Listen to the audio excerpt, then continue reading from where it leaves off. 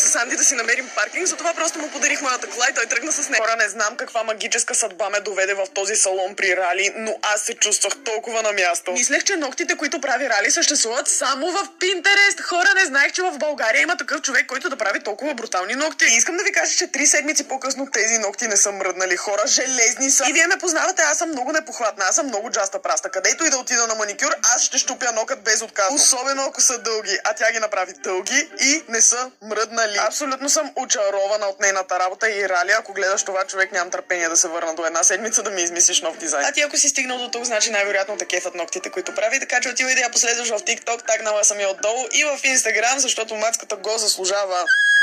Хора! Рали изяде тези ногти! Аз отново се чувствам жена. Това е всичко, от което аз имах нужда. Сега трябва само единствено да отидем да вземем един екстеншън мила. Пристигнахме пред магазина за екстеншън. Анди, дай му острата. Сега трябва да си взема айдея по-къс екстеншън от това, за да мога да си ги мачвам да ми прелива по-добре. Салона затваря точно след една минута, така че айга да фъкнем.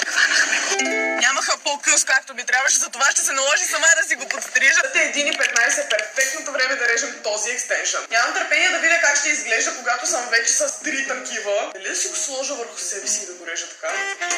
Направо тъй. Ето така полагаме пациента. Честно казано, какво стане? Сега не е като да съм дала 200 лева.